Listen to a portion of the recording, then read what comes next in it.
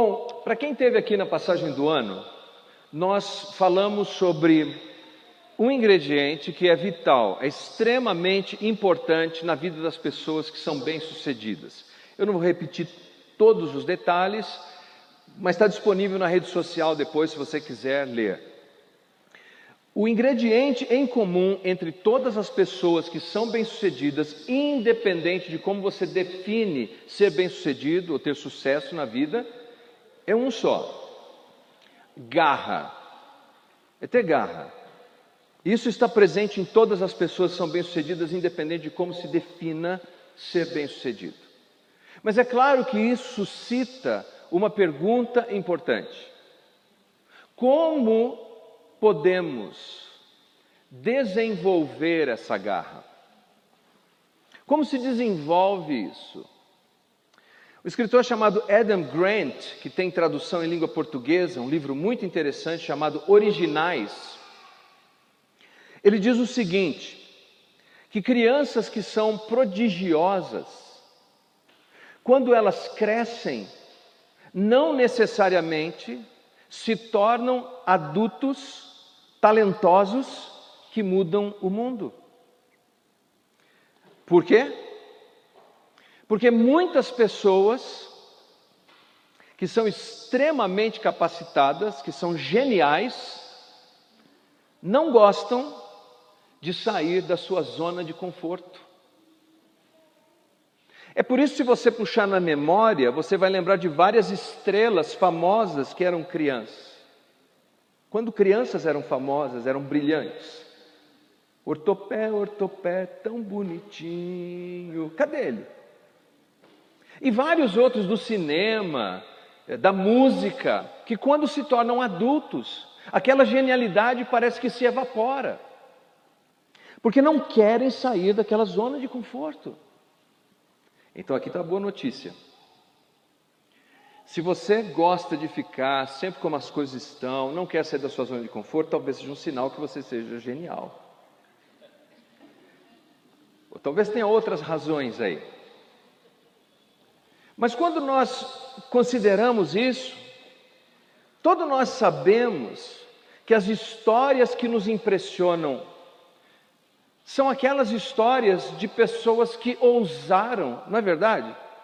Andy Stanley, escritor norte-americano, disse acertadamente: nenhum de nós se impressiona com histórias do tipo: era uma vez um multimilionário que estava sentado sobre uma pilha de dinheiro e um dia ele pensava: eu quero fazer algo novo. E foi e abriu um negócio e viveu feliz para sempre. Isso não nos impressiona. O que nos impressiona, o que mexe conosco, são aquelas histórias em que a pessoa enfrentou calamidades, em que a pessoa enfrentou contrariedades, impiedades, mas foi à luta, não desistiu e chegou lá. São essas as histórias que nos marcam, não é verdade? Porque o que nos impressiona é a história por trás da história. É isso que nos impressiona a todos. E nessa noite, eu quero compartilhar uma história por trás da história de um homem que ficou universalmente conhecido. Um homem que foi homenageado com catedrais, as cidades têm o nome dele, os pais dão os nomes dos seus filhos em homenagem a ele.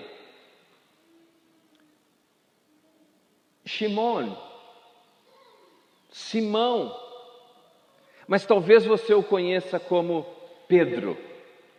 E é sobre ele que eu quero falar brevemente nessa noite. Abra, por favor, a sua Bíblia no Evangelho segundo João, capítulo 1, a partir do versículo 35.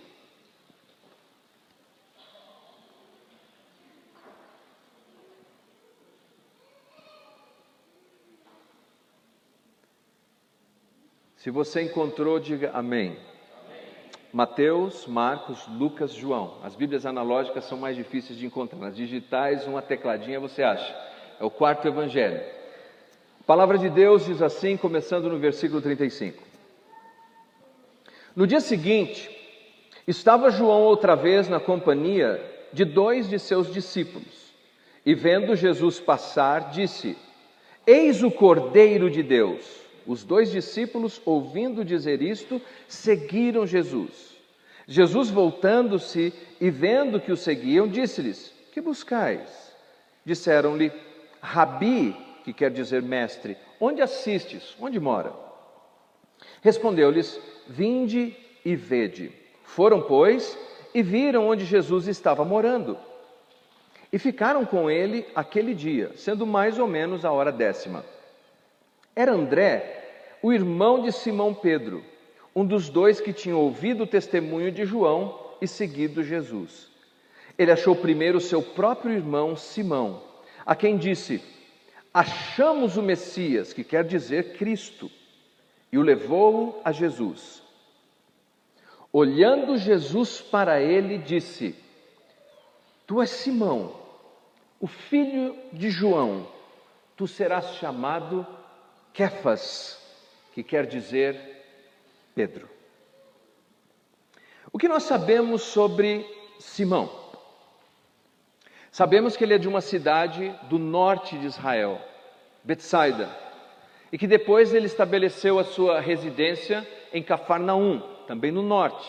As 2 cidades são cidades costeiras, às margens do mar da Galileia. O que quer dizer que ele, morando no norte, era uma pessoa de costumes diferentes das pessoas do sul. Ele tinha um sotaque diferente das pessoas do sul. E sofria, por assim dizer, um certo bullying quando visitava Jerusalém, a capital. Sotaque engraçado, um jeito engraçado, um jeito meio caipira, lá do norte. Esse homem, nós sabemos, era um empreendedor. Ele tinha barcos de pesca, tinha 2 sócios, João e Tiago, e estava na indústria pesqueira dos seus dias. Mas certamente, nem nos seus sonhos mais radicais, ele imaginaria que se tornaria o cidadão do mundo, muito menos que catedrais e pais e cidades receberiam seu nome em sua homenagem. Ele era um homem de um mundo pequeno, de um mundo simples. E ao que tudo indica, o irmão dele, André, era mais dado a essas coisas religiosas, de ir na igreja, de ir na sinagoga, de ir ao templo. Porque o irmão foi. E provavelmente aquele dia o irmão chegou tarde para trabalhar, ele falou: Ô André, o que aconteceu? Simão, nós encontramos o Messias, o Cristo. Eu tenho que te levar lá para você conhecer. E ele foi. O texto nos diz que quando ele chegou lá, Jesus olhou para ele. Mas, meus queridos, não é aquela olhadinha. João escolheu um termo grego aqui, que significa fixar os olhos sobre alguém. Você já se deparou com aquelas situações meio estranhas, que alguém fica olhando assim para você? Aí você fica meio sem jeito, aí você olha, o cara está olhando de novo para você, aí você fica sem jeito, aí o cara está olhando para você. Dizem que o segredo nessa hora é olhar na ponta do nariz da pessoa. Cuidado para não ficar vesgo, mas é por aí. Jesus fixou os olhos em Pedro de uma tal maneira que desnudou a alma daquele homem, que conheceu dentro dele aquilo que existia de mais íntimo nele, que ninguém conhecia nele, nem os pais. Afinal de contas, quando ele nasceu, ele recebeu o nome de Shimon, nossa tradução, Simão. Shimon é um nome de origem hebraica, baseado em Shema. Shema em hebraico é o cerne da doutrina do israelita, do judeu. Ouve, ó Israel, Shema, ouve, dê ouvidos, ó Israel, o teu Deus é o único Deus, o único Senhor. Então, Shimon significa ouvir. O problema desse nome lindo, inclusive um nome usado para uma tribo do Antigo Testamento, que é a tribo de Simeão, também transliterada, é que com o passar dos anos, a vegetação que se desenvolvia às margens do Rio Jordão, às margens do Mar da Galileia, produzia uma planta. Eu vou usar um slide agora de PowerPoint. Produzia plantas que tinham caniços. E como esses caniços, quando o vento soprava,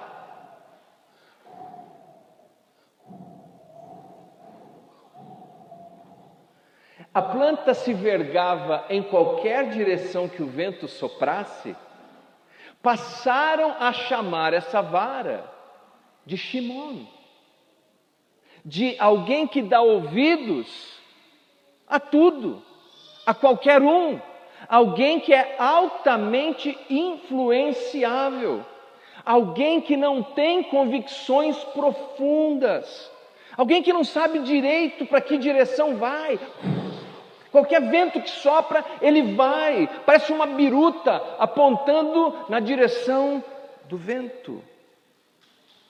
E Jesus olha para ele, dentro dele, no coração dele, no âmago dele, diz assim: Shimon, esse é o seu nome? Você vai em todas as direções, poucas convicções aí.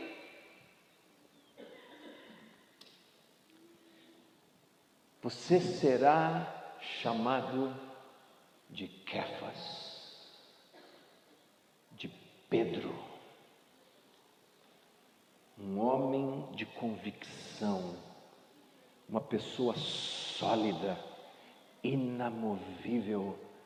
Os ventos não vão mais te levar em qualquer direção. Você será Pedro. Garra. Você será uma pessoa pronta a enfrentar a vida. Como isso é possível?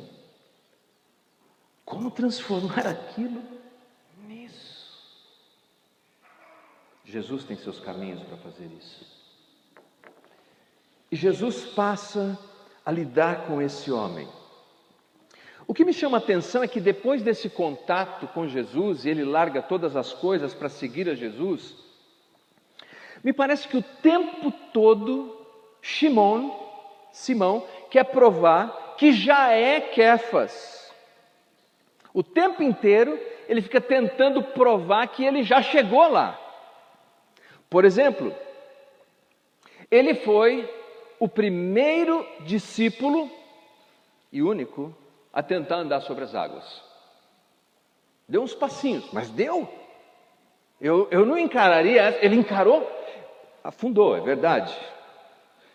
Mas parece que ele quer dizer: olha, eu já sou. Em um outro momento, quando Jesus estava sendo aprisionado, ele desembainhou a espada e entrou numa luta física para defender a Jesus. Já sou Pedro. Levou uma bronca. De todos os discípulos, foi o único que teve a ousadia, a coragem de falar: Jesus, chega aqui. Eu vou ter que te exortar agora, Jesus. Afinal de contas, eu já sou Pedro. Levou um esfrega de Jesus que está por 2000 anos rolando nas redes sociais. Está lá, postado na rede social. Mas ele queria mostrar que ele já era. Quando Jesus disse a ele: olha, todos vão me negar, Pedro, ele disse: ainda que todos te neguem, eu não. Porque eu não só estou pronto para ser preso, mas eu estou pronto para morrer pelo Senhor. Eu já sou Petros. Negou a Jesus não uma, mas 3 vezes, diante de uma senhora ajudante do lar. Não era um soldado romano, era uma senhora ajudante do lar. Ainda era uma vara vacilante, soprada em todas as direções. Mas ele era como uma criança que o tempo todo quer chamar a atenção dos pais para dizer: olha, eu já sou. Tem aquela historinha que diz que a menininha vai andando de bicicleta e diz: olha mamãe, sem uma mão, estou andando de bicicleta. Olha mamãe, sem a outra mão andando de bicicleta. Bum. Olha mamãe, sem os dentes. É mais ou menos isso que ele faz o tempo todo, ele quer provar que ele já é aquilo que ele ainda não é. Ah, mas Jesus, tão maravilhoso, é aquele que começa a boa obra na vida de alguém e leva até a sua conclusão final. Como Jesus produziu essa garra em Pedro? A primeira coisa que eu quero dizer é que a habilidade de ter garra, de ter perseverança na vida, está presente em todos nós, especialmente entre aqueles que creem em Jesus, porque macrotimia, que é longanimidade, ânimo longo, garra, perseverança, é um fruto do Espírito. Então está em você. Só que é como se fosse bíceps.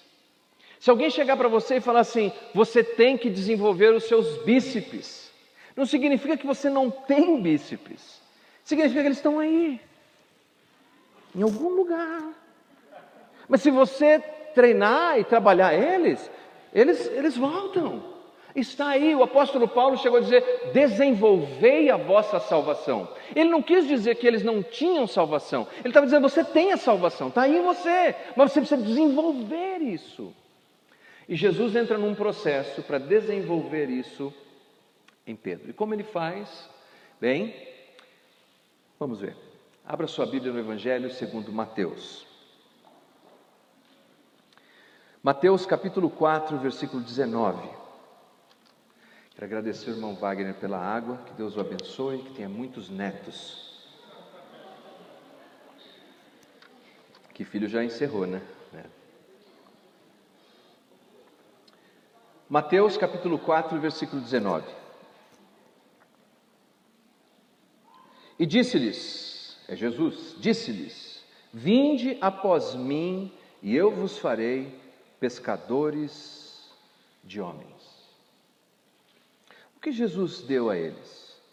Jesus deu a eles um ponto de chegada, uma direção, um ponto de chegada, um alvo. E Jesus deu a eles um alvo que eles conseguiam entender bem. Deu a Pedro um alvo que ele conseguia entender bem. Você é pescador de peixe, você vai ser pescador de homem. Ah, eu entendo isso. Eu entendo qual é a direção. David Nivens, um especialista no estudo da mente humana, disse o seguinte: que as pessoas que têm um alvo claro, um alvo real, que pode ser alcançado, são pessoas mais contentes e são pessoas mais positivas.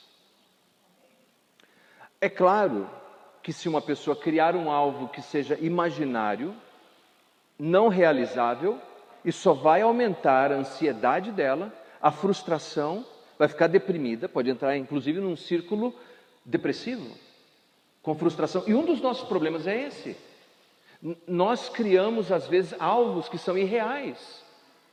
Esse ano, eu quero encorajar você a orar, a pedir a clareza de Deus, para que você tenha um alvo real, um ponto, uma direção para a qual você está indo. Esse alvo precisa ser verdadeiro. Jesus disse: eu vou fazer de vocês pescadores de homens. E eles entenderam isso. Agora, é muito importante que Jesus não apenas deu um ponto para eles chegarem lá, mas Jesus deu um plano para eles chegarem lá. Não basta ter um desejo, um ponto onde você quer chegar, se você não tem um plano para chegar lá. E Jesus deu um plano. O nome desse plano foi discipulado. Foi um processo no qual eles se envolveram para eles entenderem como as coisas poderiam acontecer. Me permita dizer o seguinte, uma ilustração. Nessa época do ano, é muito comum ouvir pessoas dizerem assim: esse ano eu quero perder peso. Perder peso? Existe isso? Por exemplo, eu fui no shopping, aí eu parei em frente à loja Marisa, e você sabe que eu perdi meus pesos lá? Alguém viu? Você tá com você o meu peso? Ninguém vai esquecer 5 quilos hoje à noite aqui e me ligar amanhã e falar: pastor, eu perdi meus pesos na igreja. Eu perdi meus quilos na igreja. Não se perde quilo, se emagrece. E para emagrecer tem que ter um plano. Esse plano passa por mudanças alimentares, passa por mudança da sua rotina, deixar de ser sedentário, ser mais ativo. Às vezes passa, inclusive, por ter que solicitar ajuda de profissionais da saúde. Não é assim?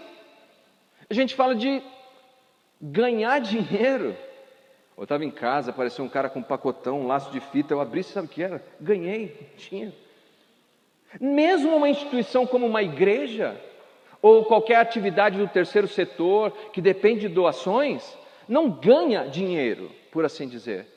Trabalha, serve, faz alguma coisa que tenha um impacto relativo na sociedade ou na comunidade, para que possa receber esse dinheiro.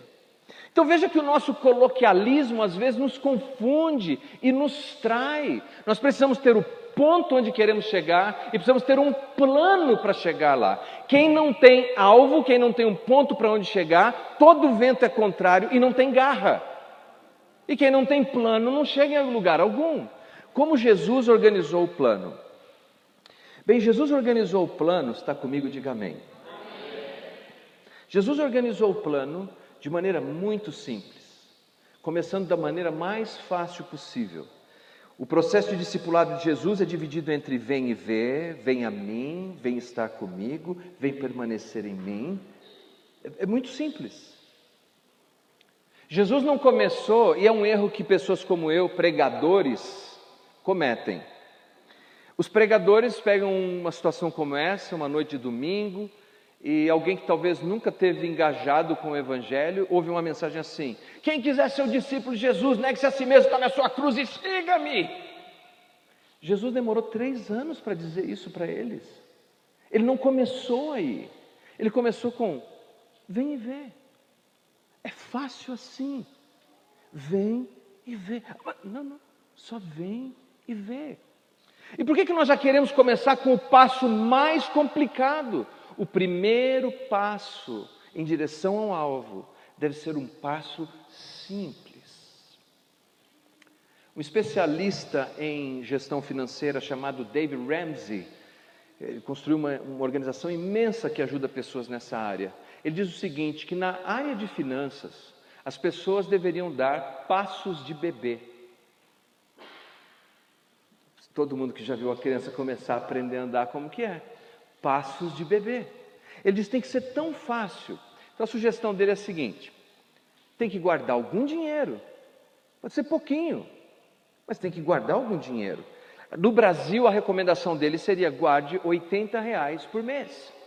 Mas se não dá para guardar R$80 por mês, guarde R$10 por mês. Quando você então consegue cumprir aquilo, você tem uma ingestão, você tem uma geração de hormônios positivos dentro de você, que te estimulam, porque você conseguiu fazer alguma coisa, e você continua. Ele diz o seguinte, economicamente isso seria disputável, mas ele está sendo bem sucedido. Mas ele diria o seguinte: se você tem dívidas, se você se endividou, e meus queridos, eu não estou dizendo isso porque aqui tem gente endividada, porque eu sei que aqui não tem.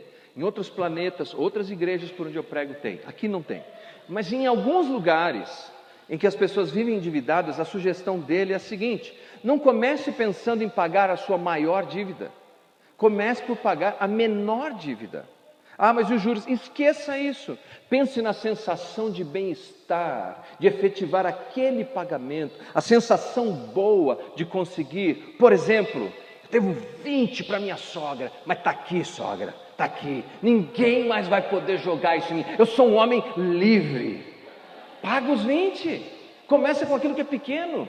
Comece com aquilo que é básico. Comece com aquilo que está ao seu alcance. Comece com passos de bebês. Mas em nome de Jesus, comece.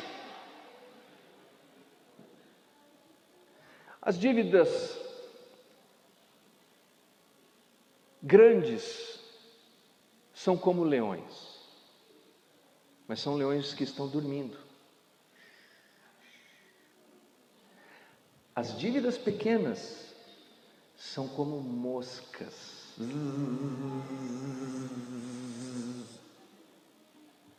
Comece por aquilo que é pequeno. Então, para o seu alvo desse ano, para o seu ponto desse ano, onde você quer chegar esse ano, comece com um pequeno passo. Comece com um pequeno passo. E o que mais aprendemos de Jesus? Nós aprendemos de Jesus que é necessário que se tenha poder para executar um plano. Uma das razões porque as pessoas desistem é porque no caminho elas desanimam, elas perdem energia, elas perdem a vontade. É preciso ter poder para poder executar um plano. E Jesus demonstra aos discípulos como poderiam fazer isso. Veja que no Evangelho segundo Marcos, no capítulo 6, versículo 31, ele diz assim: vinde repousar um pouco à parte, num lugar deserto, porque eles não tinham nem tempo para comer, visto serem numerosos os que iam e vinham. Para ter poder para chegar lá e atingir esse alvo, é preciso descansar. Descansar é santo, é sagrado, é uma virtude. Eu já disse a vocês que eu não sabia que ser workaholic era uma espécie de doença mental.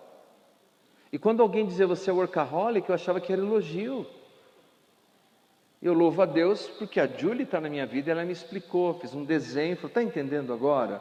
Isso não é normal. Isso não é normal.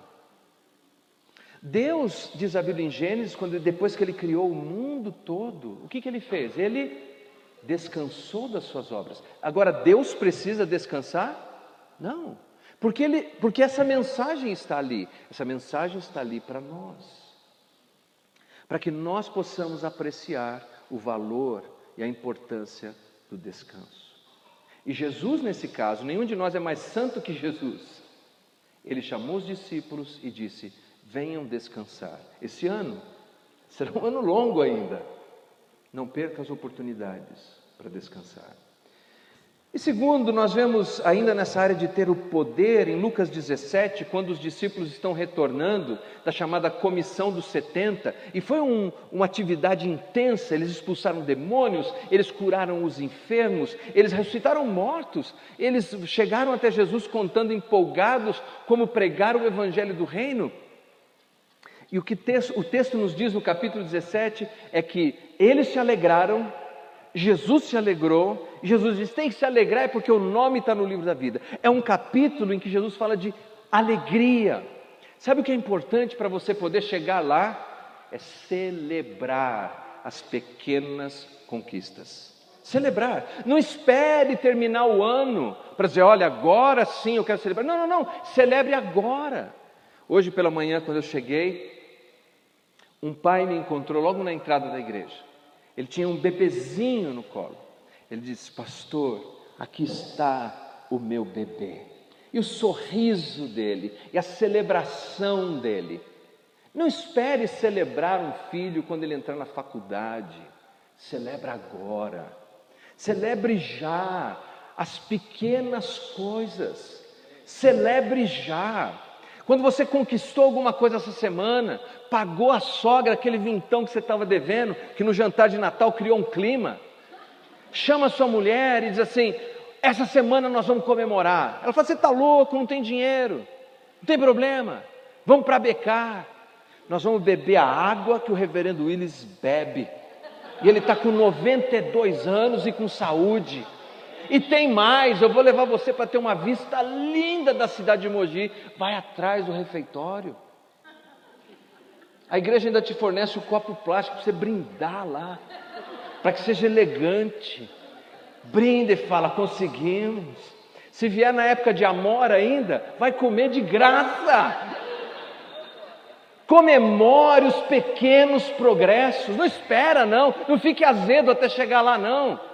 Comemore já, comemore essa semana, comemore hoje, comemore, celebre, porque foi assim que Jesus fez.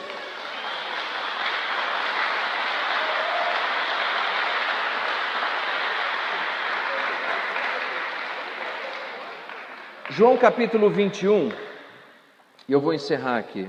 João capítulo 21. Não, sério mesmo, eu vou encerrar aqui. Eu pensei que alguém falou, que pena, tudo bem. João capítulo 21, versículos 15 ao 17, assim: depois de comerem, Jesus perguntou a Simão Pedro: Simão, filho de João, você me ama realmente mais do que a estes? Bom, você lembra do texto. O que acontece é que o Pedro, que disse que não negaria, negou Jesus 3 vezes, e agora eles têm um encontro pós-ressurreição. Os estudiosos debatem que talvez exista aqui uma diferença de linguagem, que 2 palavras gregas foram utilizadas para eu te amo fraternalmente, te amo como amigo, e depois eu te amo ágape, sacrificialmente, mas nós não sabemos, essa é a verdade, vou dizer por quê. Porque a conversa deles se deu em aramaico não tem essa distinção. O que sabemos é que Jesus falou do recurso mais poderoso para nos dar garra, se chama amor. Ele disse: você me ama, você me ama, você me ama. Quando nós amamos a nossa família, nós temos garra para defender nossa família. Quando nós amamos o nosso ministério, nós temos garra para servir no ministério. Quando nós temos amor pela nossa carreira, nós temos garra para cumprir a nossa carreira. Então nós temos apenas 2 caminhos: ou aprendemos a amar o que fazemos, ou encontramos algo que amamos para fazer.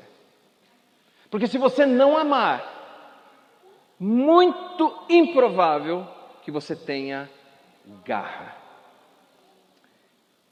2 exemplos. Em casa,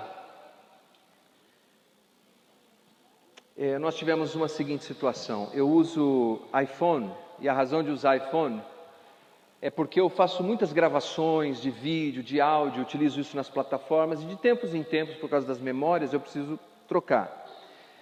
E aí nós tivemos a seguinte situação: a minha filha mais nova disse: papai, eu quero um iPhone. Alvo claro. Alvo claro. A ideia, eu disse: olha, mas é o seguinte, eu provavelmente vou vender esse aqui para eu poder comprar outro, porque é caro. Ela entrou com um plano: eu vendo as minhas coisas, papai, eu quero o iPhone. Plano. Tivemos uma pequena reunião de família, porque também tinha o Léo, eu queria saber qual era a opinião do Léo. Eu falei: olha, eu posso conseguir lá com os pontos na empresa que me presta serviço, um celular novo em folha. Melina, você quer o celular novo em folha? Eu quero um iPhone. Falei: você, Léo? Ele falou: não, estou de boa, pode ser o novo. Quem ficou com o iPhone? O alvo era claro, o plano era claro. E como ela se estimulava em amor, olhando na internet todas as coisas que um iPhone poderia fazer. Fala com a mãe, fala com o pai, fala com o irmão, fala com a mãe, fala com o pai, fala com o irmão. E ela conseguiu. Garra. Meu último exemplo é de um homem chamado Larry Martinick. Larry Martinick era um professor de matemática. Ele amava matemática. Mas ele percebeu uma coisa na sala de aula: que a maioria de nós, seres humanos normais, não gostam. Vem na matemática um mal necessário. E os pais empurram o filho para a matemática, mas é um mal necessário. E ele queria fazer algo por aquelas crianças. Sabe o que ele queria? Ele queria que as crianças não aprendessem matemática, mas amassem matemática. E sabe o que ele fez? Ele começou, depois de ter esse alvo claro: eu tenho um alvo, eu quero que as crianças amem matemática, não quero que aprendam matemática. Ele criou um plano de aula paralelo. E desse plano de aula, ele se sentia motivado com cada criança que se apaixonava por matemática. E ele criou uma estrutura chamada Mathnasium, um ginásio de matemática. Hoje, existem 500 unidades desse Mathnasium pelo mundo afora. Fazendo o quê? Inspirando as pessoas a amarem a matemática. É possível. Ora, ele era apenas um professor na sala de aula que viu uma necessidade, botou um alvo, um plano, seguiu aquele curso, encontrou um caminho para ter poder para realizar aquilo. Você, Qual é o seu ponto? Qual é o seu alvo? Qual é o seu plano? Nós temos toda a fonte de poder. Nós temos o Espírito de Deus em nós, a Palavra de Deus, uma comunidade de fé, vida de oração. Nós podemos chegar lá. E com a graça de Deus, nós chegaremos lá.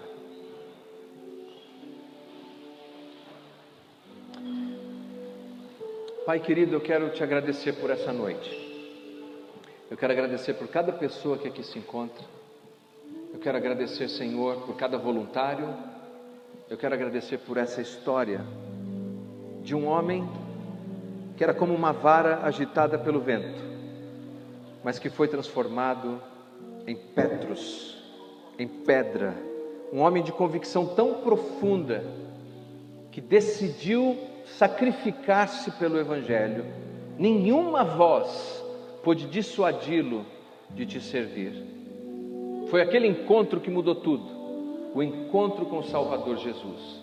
Nessa noite, Pai, eu te peço por cada pessoa que aqui se encontra, ajuda-nos a entender que esse encontro com o nosso Salvador muda tudo, e nós também podemos ser pessoas de convicções profundas, Pai, pessoas que têm perseverança, que têm garra.